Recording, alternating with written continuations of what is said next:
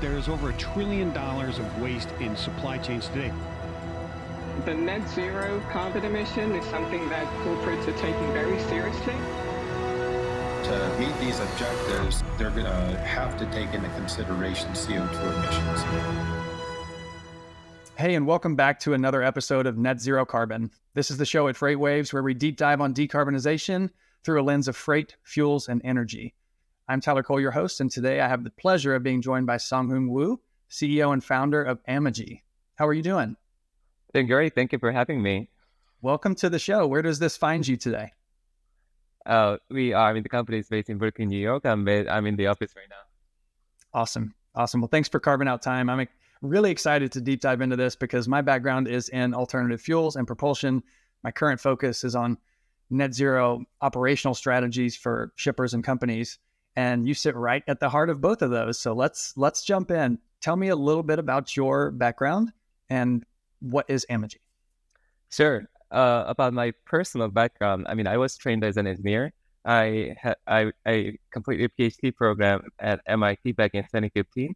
But my personal background was not about the energy or ammonia. But my personal, the education background was more about the semiconductor. So following the graduation at MIT, I worked in the semiconductor industry for roughly 6 to 7 years, including IBM most recently. But I started this journey together with the other co-founders who had more exposure to energy and ammonia in general. So that was the beginning of the company, beginning of Amogy back in November 2020. So it's been roughly 10.5 years. So Amogy stands for ammonia plus energy.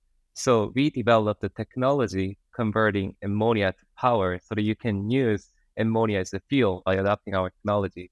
So the problem we are solving using our technology is really the problem around the decarbonization of the heavy transportation. As you know, the electrification of the consumer vehicle is amazing. It's rapidly decarbonizing the small scale fleets and small vehicles out there, which is great for the planet. However, we still have big problems, especially around the heavy transportation like ships and trucks, which we have to decarbonize. But they are really the backbone of the global economy, so we can't really stop them. So for decarbonizing those large transportation, we have to use highly energy dense liquid fuels, including ammonia. So that's what really excited us in the beginning as we were starting this journey together. And then, for the last 2.5 years, company has been able to successfully demonstrate our technology in different platforms. And now we are rapidly approaching the commercialization of this technology in the next couple of years. So exciting. Congratulations on the success so far. And selfishly, we're focused on the same problem. So I'm really, really glad that somebody is making headway here. But let's break down kind of the constituent parts a little bit. So you mentioned some of your other co-founders who had focused on this space in energy first. You coming from a semi background, where are the synergies between focusing on like semiconductor engineering and then much more maybe of a mechanical and energy carrier engineering problem that is molecules and transportation? Yeah, that's right. For me, even if I was working on the completely different industry, semiconductor, however, I was also dealing with the energy problem at the nanoscale. How to reduce the energy for the computation, how to use the different systems like the neural network to make the computation more energy efficient. But with that said, I had a general interest in energy problems in micro scale as well as the macro scale. And that really connected myself and the rest of the co-founders who had more experiences at the macro scale energy problems. So we all, in the beginning of the journey, we were all talking about this energy problem and what energy problem we can really solve by putting these hands together and making our own journey. That's what really brought us to this problem around heavy transportation decarbonization and also ammonia as a fuel to decarbonize these problems. Really interesting. And I love the comparison of the nano and the macro because you'll have to tell me, I'm sure there's a statistic around the computational power, of the size of some of these semiconductor chips, and they get smaller and smaller and able to compute more every year. So if you have any statistics there on where we're at with that technology, I just find that fascinating. Yeah, I kind of forgot because it's been a while since I left the industry. But I recently heard, to really run, for example, ChatGPT, you really need massive amount of the energy for that computation. But of course, the technology is amazing. However, that industry has to be reducing the amount of the energy they spend as well. But there is innovation coming in, so I'm excited to see that. From distance at the moment. Very exciting. Well, innovation in this space, let's talk about ammonia specifically. How did you determine that as the optimal energy carrier? Did you start with the problem of let's evaluate multiple fuels, or did you start and say, hey, here's an underutilized fuel source. How can we apply that to this problem? So yeah, one of the co-founder who is currently CTO of the company, he did a research on several different molecules, including ammonia and hydrogen, and LOHC, a liquid organic hydrogen carrier, as well as methanol. And that was my first exposure to ammonia as I was talking to him.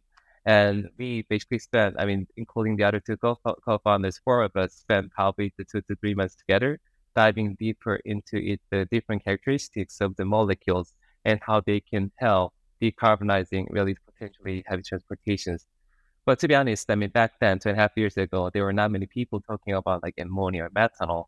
So of course, we did our own technical diligence, but at the same time, we wanted to start something and show something to the world as the very first mover to really show that we can actually make it work, and we can actually use this as an important fuel.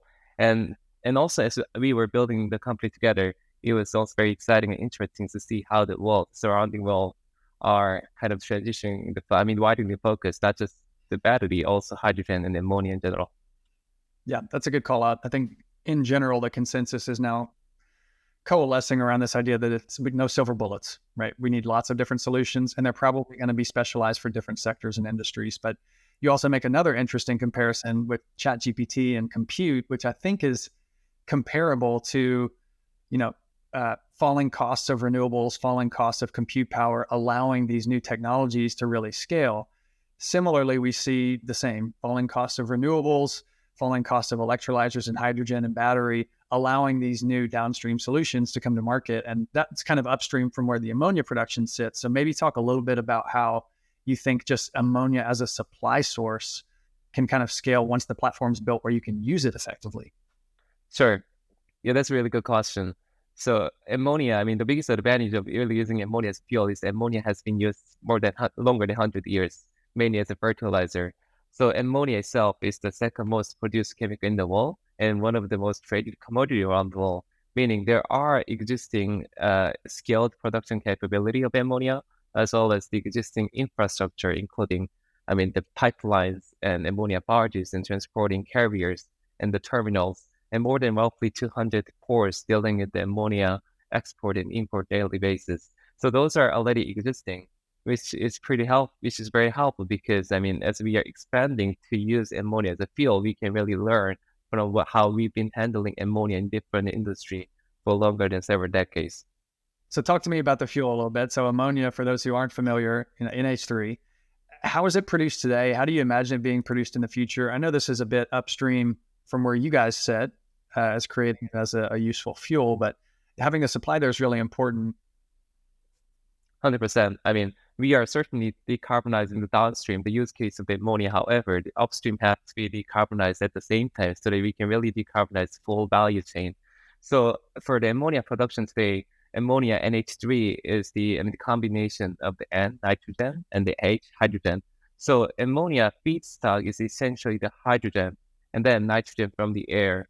But if you look at the production of the hydrogen, so probably more than 95% of the hydrogen are produced using natural gas today by going through the steam methane reforming process, which is great, generating massive amount of the CO2.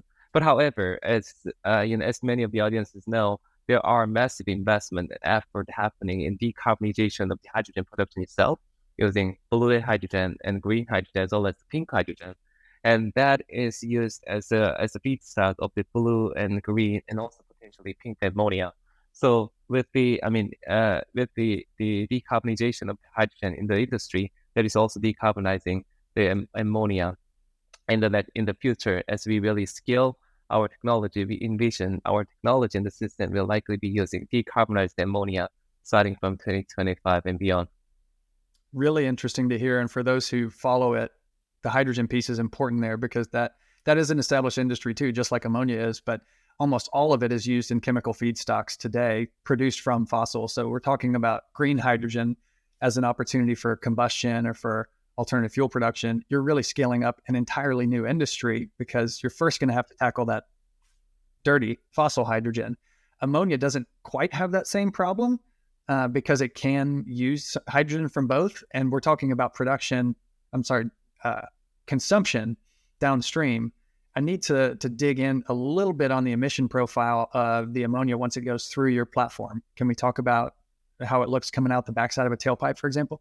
Sure. I mean, our platform and our ammonia to power system, first to go a little bit deeper on the technology piece, and our system is not the combustion basis, it's cracking basis, meaning our system first takes ammonia and our modular, proprietary technology cracker basically cracks hydrogen out of the ammonia. So it converts ammonia to hydrogen, then locally produced hydrogen without having the intermediate hydrogen storage goes directly to the hydrogen fuel cell. So that's how we are generating the power, the energy, using ammonia as a fuel. So we use exactly the same hydrogen fuel cell, the PEMFC, low temperature PEMFC for the power generation. But instead of storing hydrogen as a hydrogen, we store hydrogen as ammonia. We convert ammonia to hydrogen spontaneously using our technology. That's how we generate power. So because there is no ammonia combustion part in place, there's no, the NOx emission, there's no CO2 emission. So our solution really offers the true zero emission solution for the customers. What happens to the nitrogen in that chemical molecule once it's cracked? So nitrogen is essentially coming back to the air. So nitrogen that we are generating is essentially the same nitrogen that we have 80% in the air. Got it. And that's not a problem. When we talk about nitrogen as a problem for local pollution, it's really the nitrous oxides and that can on. So exactly. Really, really insightful. I've always thought about this as more of a combustion issue, but it's actually a solution to how do you transport and distribute hydrogen efficiently? Exactly. So, to be honest, ammonia, because ammonia has been highlighted as an important fuel for the last probably few years, given its high energy density and ease of the transportation and storage. So we are taking the pathway, combining the cracking plus the fuel cell, but also there are other companies out there working on the ammonia combustion piece to combust the ammonia effectively and to capture the produced NOx effectively, so that it can also be, potentially the zero emission solution in the future. But we believe, from Amogy perspective, ammonia cracking plus fuel cell may be the most mature technology at the moment, which we can provide commercial offerings as soon as 2024 and 2025. Super exciting. Well, let's talk about that next. Let's talk about commercial operating. So where are you guys in development of the platform? Do you have any existing partnerships? Let's talk about developments at Amogy. Sure. So, over the course of the last 2.5 years, company has demonstrated 3 different vehicles using our technology. So the very first one was 5 kilowatt scale ammonia powered drone. And that's the very first, the concept verification of the technology we built using, only the seed funding of roughly $3 million. And then after proving that technology at smaller scale, we then raised Series A funding from Amazon as well as the VC, where we raised roughly $20 million. And using the additional funding, we scaled the technology 20 times bigger. So last year, roughly, this time in last year, we demonstrated the ammonia-powered John Deere tractor. So we brought the John Deere tractor and retrofit using our technology. And also for the John Deere tractor, we actually brought John Deere tractor to the Corn Belt. And to prove that we can, there are existing ammonia ecosystem, ammonia pipelines and terminals existing out there. And our technology can very quickly decarbonize those industries which is already using ammonia. After that, the company raised additional $46 million from investors like Amazon, Saudi Aramco, and SK. Then we scaled it further, and early this year, we demonstrated semi-truck, powered by ammonia, 300 kilowatt scale, roughly 3 times bigger than a tractor. And for that particular semi-truck, we designed the truck to have the equivalent electric energy comparable to Tesla Semi, but our truck can be recharged and refueled within 7 minutes by taking advantage of liquid fuel ammonia. Then this year, we are actively working on retrofitting a tugboat, the maritime vessel, which we are very much excited for. So we essentially started from 5 kilowatt scale drone. Now we are building the megawatt scale tugboat. And that is going to be really the final demonstration of the technology before commercially offering our solution for all the customers out there, initially in the shipping and more in the heavy industry starting from 2024. Really exciting. And it seems like shipping probably has, I wouldn't say the least path to resistance because there's clearly scale issues that you've got to figure out. But given that there's already fuel supply tankers, export terminals, excuse me, it makes the most sense to me that that would be a readily available market. Like with long haul trucking, you don't necessarily have to start popping up ammonia tanks all over the country, like you already have some of that built in maritime.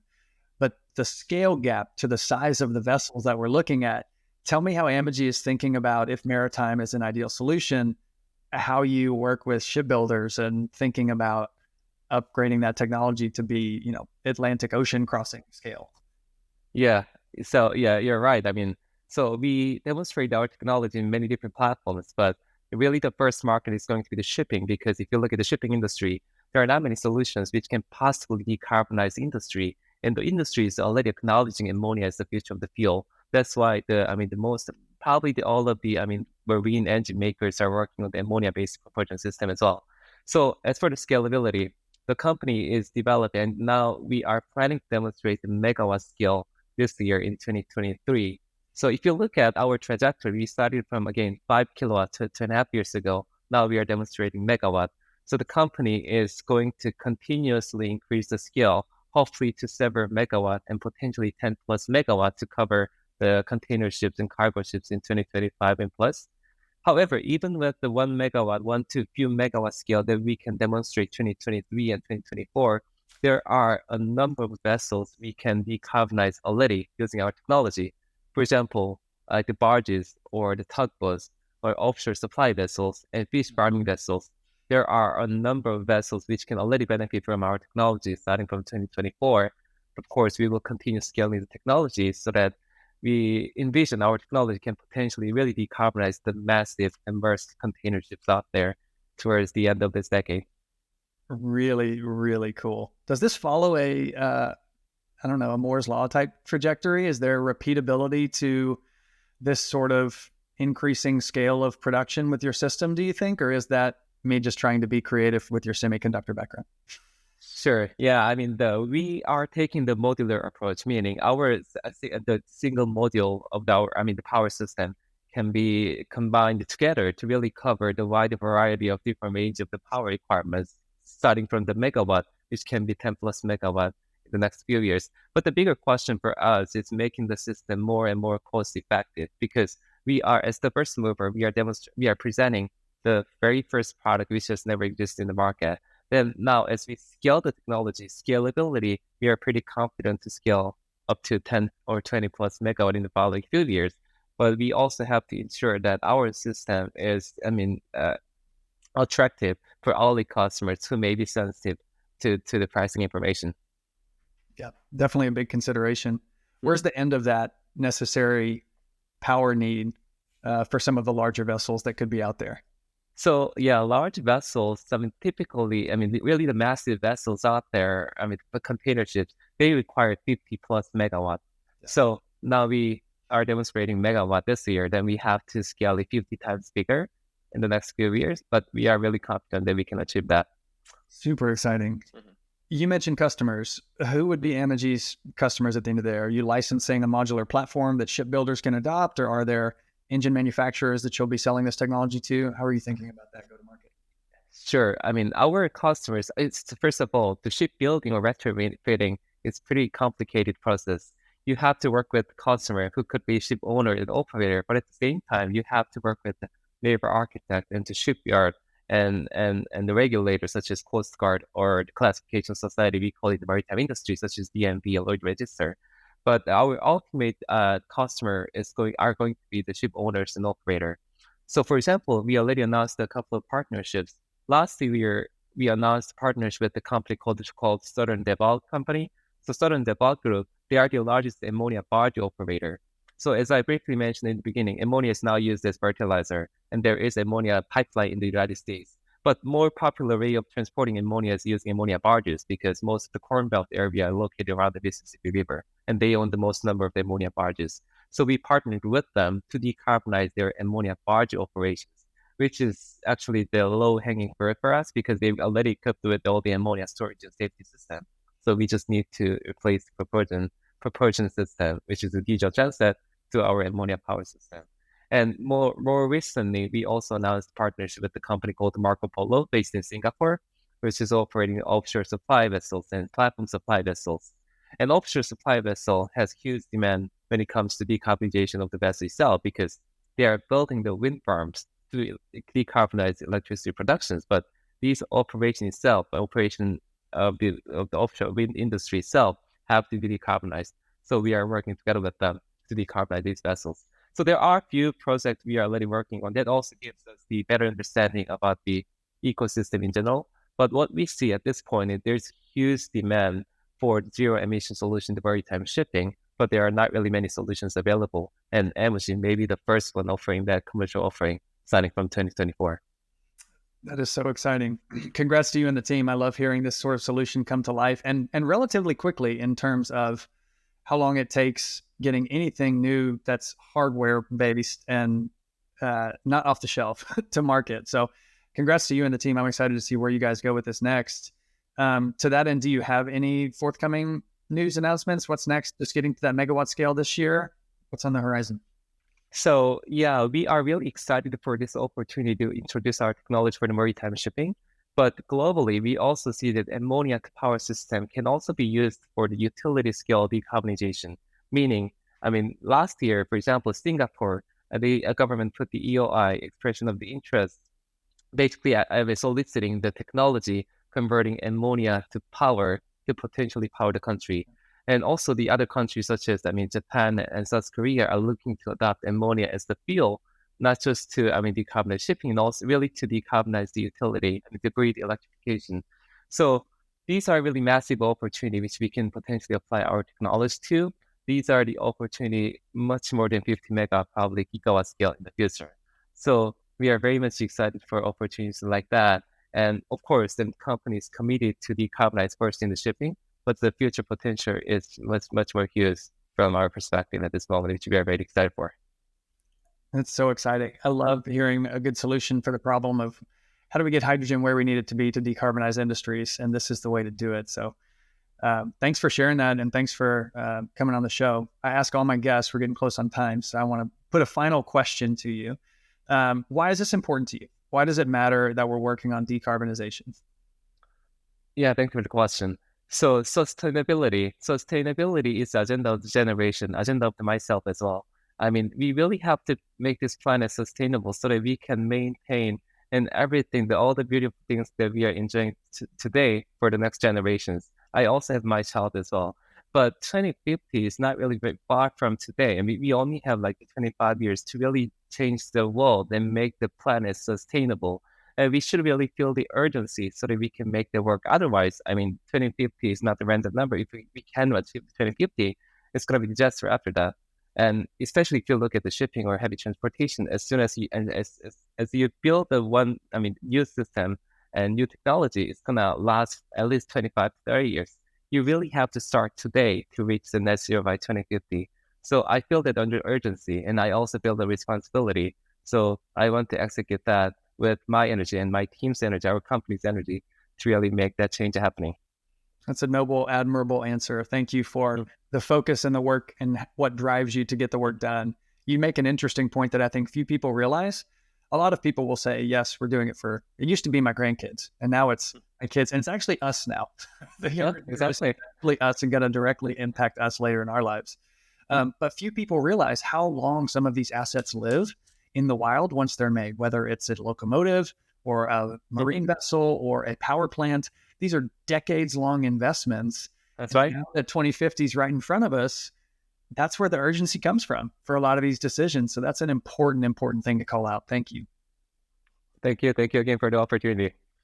Yeah, I look forward to engaging and getting you back on the show next year once we have some more progress and cheering you guys on.